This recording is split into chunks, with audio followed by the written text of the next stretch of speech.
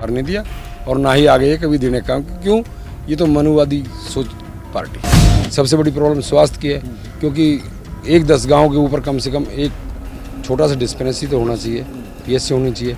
यहाँ पे ऐसा कुछ देखने को भी नहीं है। एम्बुलेंस की सुविधा नहीं है, क्योंकि जो जनता जनार्दन जब प्यार देती है ना, तो उसका आशीर्वाद से बड़ा कि भगवान का आशीर्वाद के बराबर जनता का आशीर्वाद होता है। 344 दिन से करीब 1 साल के आसपास से किसान बैठे हैं, झूठे आश्वासन दे के, और उन लोगों को कह दिया गया आप धरने से हट जाओ, हम आपको उतार चढ़ा दे देंगे। लेकिन आज तक इस बीजेपी सरकार ने ऐसा कुछ भी करने का काम नहीं है, केवल उन लोगों को ठगने का काम। गुड़गांव जैसी सिटी में आप चलिए मेरे साथ, प्राइमरी स्कूल में बच्चों के बैठने के लिए जगह नहीं है। अगर 4 बूंद पड़ जाती है तो वहाँ 1 फुट 2 फुट पानी भर जाता है। हरियाणा में चुनावी बिसात बीत चुकी है और हरियाणा के अंदर जो इलेक्शन चल रहा है वो कांटे का चल रहा है। बताया जा रहा था कि कांग्रेस और बीजेपी जो है उनकी सीधी टक्कर है, लेकिन जैसे ही आज़ाद समाज पार्टी की एंट्री हरियाणा में होती है पूरा समीकरण बदल जाता है। और आज चंद्रशेखर आज़ाद आते हैं एक जगह पर अपने विधानसभा में, जहां पे उन्होंने अपना कैंडिडेट खड़ा किया उसको समर्थन देने के लिए। लोगों को लगा छोटा सा प्रोग्राम होगा, रैली होगी, लेकिन एक रैला निकला।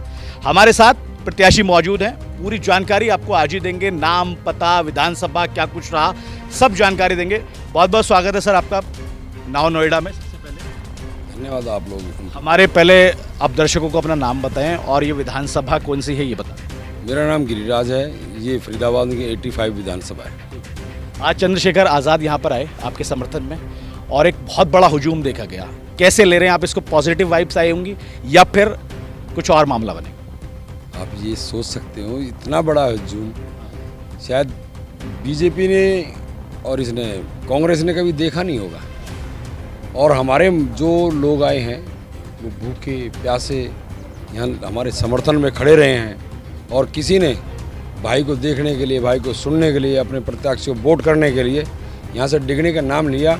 अब 12 बजे से लोग यहाँ पे, और आपने समय देख लिया होगा, 5 बजे तक लोग यहाँ पे खड़े डट के खड़े रहे हैं। अच्छा गिरिराज जी, एक सवाल बहुत सिंपल पूछना चाहूँगा मैं। हमेशा मंचों से चंद्रशेखर जी कहते रहते हैं कि बीजेपी उनके बिल्कुल धुर विरोधी है, बीजेपी के साथ कभी नहीं जाएंगे। हालांकि अलायंस में भी नहीं गए, लेकिन आप जेजेपी के अलायंस में गए, और जेजेपी वो पार्टी है जो पिछली बार विधानसभा में 10 सीटें लेके आई थी। इस बार भरोसा कर सकते हैं आप दुष्यंत चौटाला पे कि आपको छोड़कर वो बीजेपी का दामन नहीं पकड़ेंगे? बिल्कुल, ये चंद्रशेखर भाई के साथ गठबंधन है, आज़ाद समाज पार्टी और भीम आर्मी के साथ गठबंधन है। ऐसा तो करने की सोच भी नहीं सकते कि वो किसी और पार्टी के साथ चले जाएं। बिल्कुल ये गठबंधन मजबूती से चलेगा और हम एक साथ इकट्ठा चुनाव लड़ेंगे और आने वाले 5 साल भी इकट्ठा ही रहेंगे। क्या मुद्दे हैं आपके इस विधानसभा में? किस चीज़ की कमी है? पिछली जो सरकारें रही हैं या विधायक जो रहे हैं, क्या क्या काम अधूरे रह गए जिनको पूरा करना चाहते हैं? सबसे पहली बात तो विकास की। आप रोडों की हालत देख लीजिए, रोड टूटे पड़े हैं। फिर आप पानी की, जो स्वास्थ्य है की सबसे बड़ी प्रॉब्लम स्वास्थ्य की है, क्योंकि 10 गांव के ऊपर कम से कम एक छोटा सा डिस्पेंसरी तो होना चाहिए, पीएचसी होनी चाहिए। यहाँ पे ऐसा कुछ देखने को भी नहीं है। एम्बुलेंस की सुविधा नहीं है, बच्चों को स्कूल जाने के लिए कोई बस की ज़्यादा अच्छी कनेक्टिविटी नहीं है। तो विकास तो बहुत सारे मुद्दे हैं। बेरोज़गारी का बहुत बड़ा मुद्दा है। कहने को तो ये सरकार का हमने बगैर पर्ची खर्ची के नौकरी दी है, लेकिन उन्होंने अपना पेट भरने का काम किया, बच्चों को रोज़गार नहीं दिया और ना ही आगे ये कभी देने का काम। क्यों?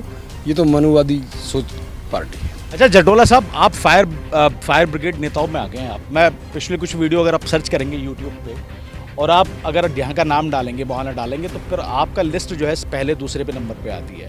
ये दर्शकों का प्यार, दर्शक मतलब कैंडिडेट जो वोट देंगे, वोटर्स का प्यार है, या फिर कुछ और तैयारी है, कहीं और बड़े लेवल की तैयारी है? क्या माना जाए इसको, क्योंकि बहुत कम वक्त में आपने बहुत जल्दी बुलंदी हासिल की?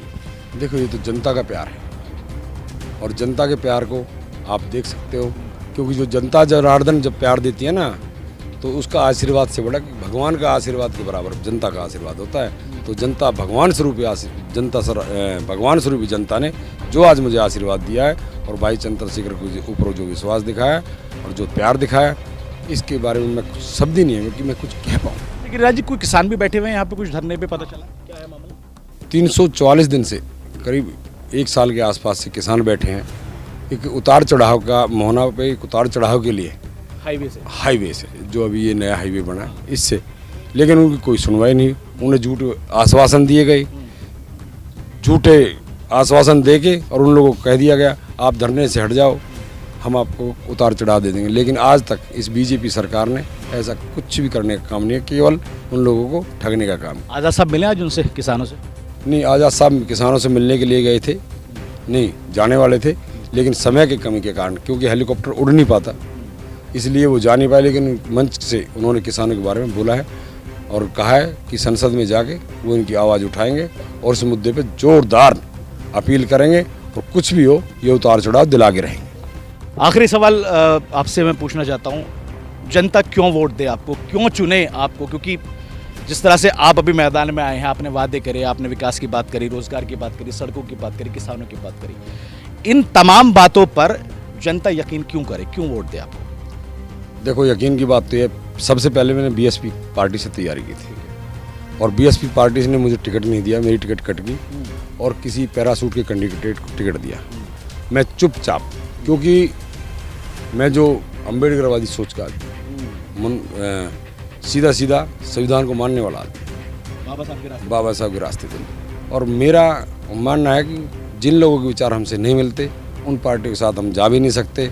और मैं सब लोगों को विश्वास दिलाता हूँ कि मैं बीजेपी के साथ कभी जाने का काम नहीं करूँगा और केवल आज़ाद समाज पार्टी का सिपाही बन के काम करूँगा और इसी को मैं आज से अपनी माँ मानता हूँ। चलिए ठीक है, तो हमारे साथ में प्रदेश अध्यक्ष भी मौजूद हैं भीम आर्मी के, इनसे बातचीत कर लेते हैं। आज बहुत बड़ा जो है जुलूस देखने को मिला और चंद्रशेखर ने आके यहाँ पर पूरे माहौल को भी बदल दिया। लेकिन सवाल शुरुआत में ऐसे करना चाहूँगा, चूँकि भाई साहब ने बात की कि वो पहले बसपा में थे, अब असपा में आ गए, दोनों पार्टियों में क्या फ़र्क आपको लगता है?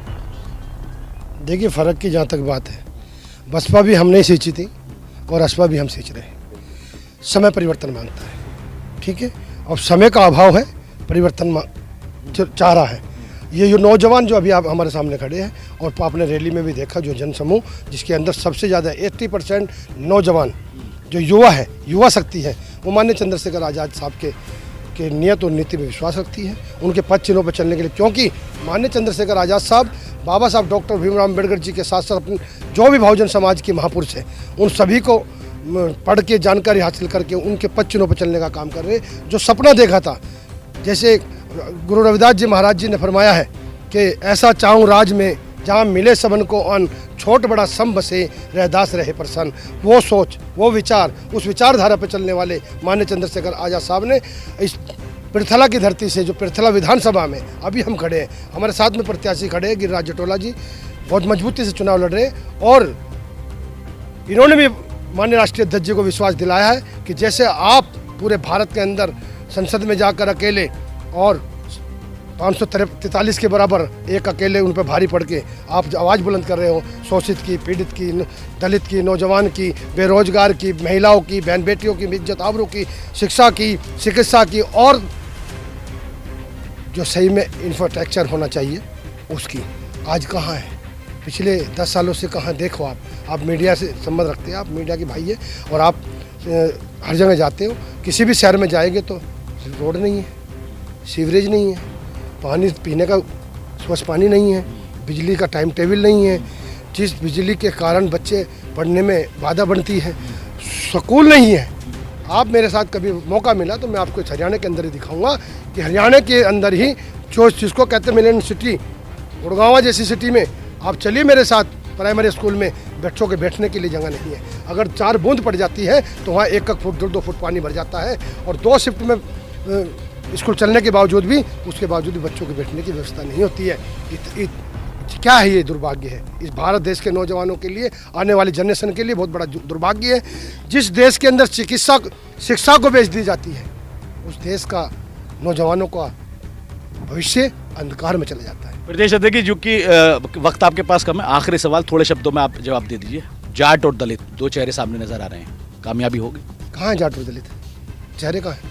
कौन कहता है चेहरे? मतलब जो आपने गठबंधन जो किया है दुष्यंत चौटाला के साथ में, और आपको मैं एक बात बता देता हूँ आपके माध्यम से, ये जाट और दलित की बात नहीं, ये जो जाट और कमेरा और किसान का मामला है, दोनों में फर्क बताइए। कमेरा और किसान का मामला है।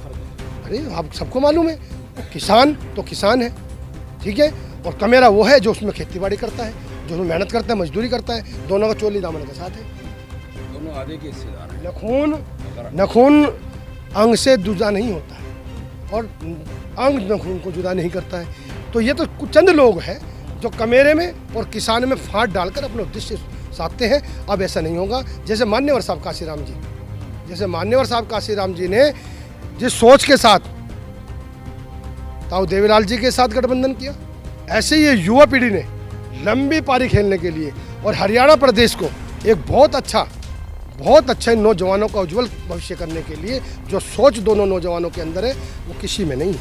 इसीलिए इन दोनों नौजवानों ने, जिनको 36 साल की उम्र कहते हैं, मैं तो कहता हूँ 72 साल के। बहुत बहुत शुक्रिया प्रतीक साहब, और आपका भी शुक्रिया, बहुत बहुत शुक्रिया। तो ये हमारे साथ में प्रत्याशी भी थे और आज़ाद समाज पार्टी के जो है यहाँ पर आज़ाद समाज पार्टी के जो यहाँ पर प्रदेश अध्यक्ष थे वो भी थे। दोनों से बातचीत की हमने। नव नोएडा की टीम हरियाणा में कोशिश कर रही है कि हर एक विधानसभा को कवर करे, हर एक विधानसभा पर जाकर आपको वहाँ का हाल दिखाए और जनता से जुड़े हुए जो मुद्दे हैं, जो नेताओं से सरोकार है, जो सवाल हैं, जो दिमाग के अंदर पशुपेश की स्थितियां हैं, उनको क्लियर करे। नव नोएडा की टीम लगातार आपको हरियाणा का हाल दिखाती रहेगी।